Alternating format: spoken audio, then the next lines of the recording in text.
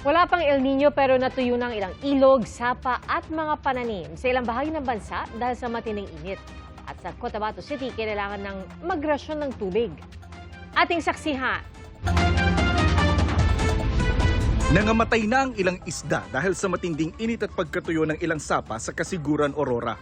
Sa Puerto Princesa, Palawan, excited pa naman sanang maligo sa ilog ang grupo ng magkakaibigang may bit-bit pang baon pero wala na itong tubig ng datnan nila. Ano gagawin natin? Itinuloy na lang daw nila ang picnic sa gilid.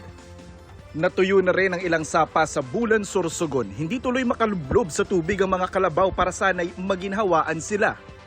Sa Isabela na mahigit isang buwan nang nasa ilalim ng state of calamity, maaaring mabawasan ng hanggang 50% ang ani ng mais dahil sa patuloy na pagkatuyo ng mga pananim. Ayon sa DSWD, namahagi na sila ng tig 10,000 pesos na emergency cash transfer sa 12,000 magsasaka sa probinsya.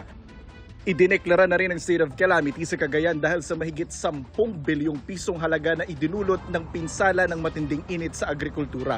Nagkabitak-bitak din ng lupa sa malalawak na palayan sa Mlang, Cotabato.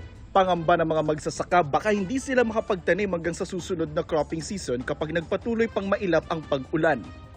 Sa Cotabato City, araw-araw ang pag-iikot at pamamahagi ng tubig sa iba't ibang barangay hanggang May 10. Sa Maynila, iniutos ang pagsasagawa ng misting operations sa iba't ibang lugar para makatulong na ibsan ang matinding init. 15 lugar sa Luzon ang nakararanas ng drought ayon sa Pag-asa. Drought ang tawag kapag 60% na mas mababa ang mga pag-ulan sa loob ng 3 sunod na buwan. Dry spell at dry conditions naman ang nararanasan sa ibang lugar kung saan 21 to 60% na mas mababa ang pag-ulan kumpara sa karaniwan.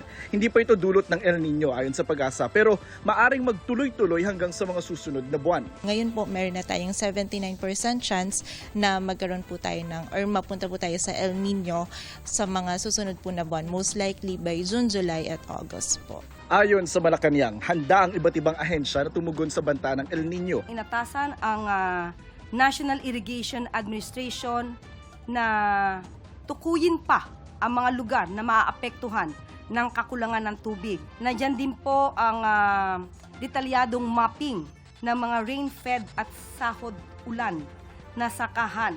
At sa panguna po ito ng PhilRice, katuwang ang Bureau of Soils and Water Management.